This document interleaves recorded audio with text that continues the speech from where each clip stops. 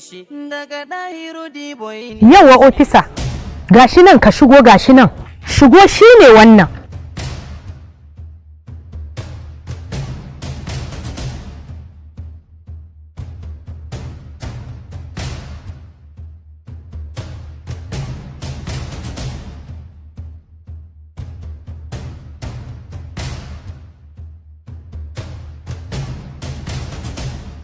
Suna na ofisa ba jin tsoro.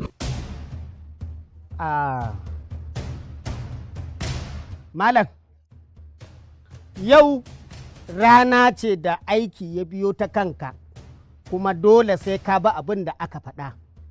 Shi ne ko? Shi ne da kansa.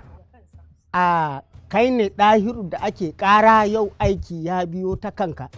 Ni ne. Mai girma DCO ya ce a zai a zo da kai ko ta wannan hali. Wa yake karata?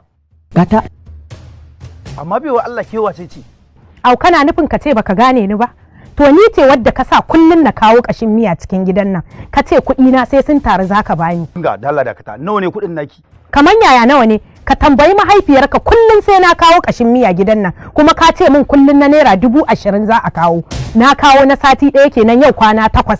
Kuɗi na naira 160, don haka kwandala ba za ta yi ciwo a ciki ba, dole sai ka biya ni kuɗi na. Dalla malama kiwo mutane shi kashin miyan ne a 20,000. Abin da ya sa ka sha romo shi zai sa ka fitar da kuɗin nan. Ka ji ko? Ka sha romo amma ranar biya kuma ka zo kana zabga gumi.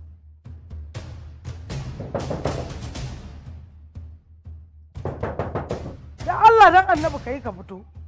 Ha? Ka shiga ban daki kaman ka je haihuwa? Haba. Kuma shi kenan kuma da haihuwa nake shi kenan kuma kin tsike labari. Ke yanzu kudin cefanen masu kin biyo da har ban daki. Wani tashin hankali irin wannan. Kin kuma ki buga mun kofa. Ina ban daki. Ba fa maganar kudin cefane bane. Ta. Kande ce ta ɗebo Dahiru ɗan sanda. Ga can suna da tafka rigima. Kande? Yan sanda? Warai da gaske. Saboda me? An ce ba za a biya ta kudin bane? To ya zan yin sani malam? Wannan mata ba ta girki. Wallahi wannan mata ba ta mutunci. Dan Allah kai ka je ka gani. Dan ni dai ba inda zani wallahi. A'a, ba wai magana ki tafi wani guri bane. Ina ga miki cewa ne duk yadda muke da wannan mata a ce ta dawo a wannan tsari ta dauko mana yan sanda. Hauka ake yi? Ki zo ki barki ina cikin bandaki. Na tsammanin katanga ce za ta faɗo. Dan Allah ni mu. Haba da Allah wannan ba tsari bane irin wannan. Yanzu ya zaka yi ni ana ta zancen ko zuwa zaka yi ka gani.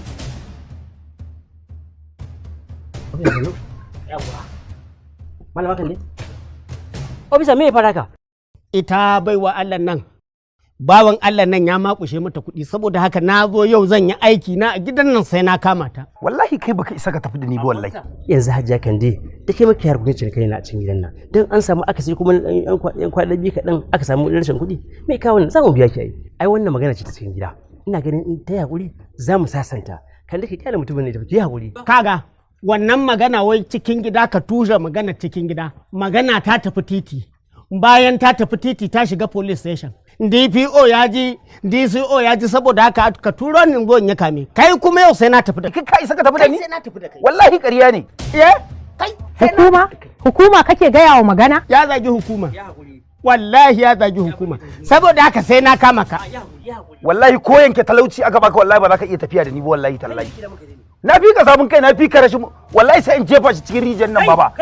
Wallahi sai in jefa shi cikin rijiyar nan. Baka da hankali ne? Su constabulary ba taimaka ƙasa suke ba. Ba saka gudun zaman lafiya da ƙasar nan. Kai hakuri.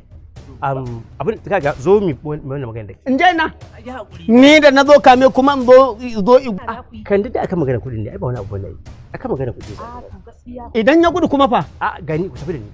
Ka yarda in tafi da kai? Kwarai na yarda. Ka ci albarkacin babanka. Wallahi yau da sai na yi kame. Kuma ina gaya miki ki gadin sa. Insha Allah. Ki kula da shi idan ya gudu za mu tafi da tsohon shi. Shikenan. Ofisa. Ya hakuri ofisa. To karki damu. Za mu je mu dan abin da ke dai ki ci gaba da gadin sa. Yawanci da ga. Ya naga kuna kokarin ku shiga ciki. Wani abu ne magana zan yi shi ai. Kai bakin ka kara ba? Ke bakin ka kara ba? San da zan saka shi a gaba baki sani ba. Ya zama da tattaunawar da za ku yi kar yayi kasa da muryar sa sosai. In ji shiru kes ɗina yayi kasa. Ofisa. Yawwa. Shi ka ni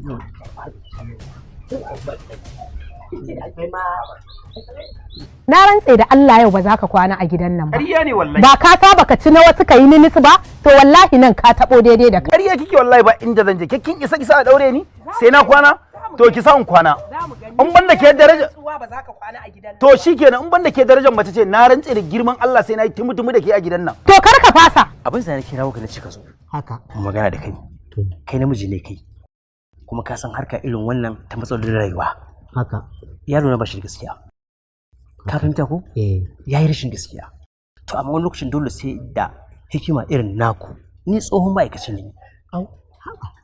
Ai tunda na ji yaren ma'aikata na san kai ma ma'aikaci ne. Ai alakwashin na shiga roba dama ne. Kai a cikin aikin tsaro wanne kai? Ai daga baya ne na bari da muka samu matsala da kwamanda. To sai na koma aikin dan sanda. To ina aikin dan sanda kuma bayan na gama na ritaya sai ka gani kuma na koma aikin vigilante. Vigilante. Ya kuma na gaba ida baya kuma na ƙasa kuma ya koma sama. Kwarai da gaske ai na saba da kame ne. In ban yi haka din ba jama'a za su sha wahala a hannuna. Na saba da rika kazamin kame. In kai ba daidai ba in ka maka. To shi sa nake in taimaka unguwarmu. Ka gama aikin tsaro kuma ka zo ka tsare unguwarku ba? Ashe kai ma ka sha kamu. Ai abin sai a hankali. Kai kama kame. Abba mallam. To shi yasa ni ma na taho gidanka yau kamu. Kame to amma duk da haka ai dalilin wani abun yakan zama ba wani abun ba. Haka. Ka fahimta ko? Ai tsarin mu na ofis ai akwai kaura da juna. Sosai. Akwai mutunta ofis da ofis. Shine magana. Kaki da kaki. Shi aikin ɗan sanda duk inda aka ci mutuncin wani aka danne masa haƙi ya je ya ƙwato masa haƙinsa ya bashi kayan shi. Me yasa ka ce ɗan sanda batun kowa? Ai wannan tsarin ne. To shi ne ki ga maka. Dan haka yaro na bashi gaskiya. Amma wannan matar zamu biya ta. Duk abin da ka sani zamu biya ta. Na ma ga mutane da zan biya ta. Da ba ta ma kai ƙara ba ta sami gida salon alan. Ni da mai ɗaki na mun tattauna yadda zamu biya ta. In aka yi haka kaga shi ke nan babu wani abu ne. Amma fa ba dan kai ba. Yau sai an sha kami a gidan nan. Na sani wa bisa na gode. Ai ko da mun yi ritaya ai muna ganin darajar juna. Yanzu ai shi abin hawan da ka zo da shi ko? Ai mun yi yawo. Wato duk inda yaron nan yake zama, ba inda ba mu zaga ba.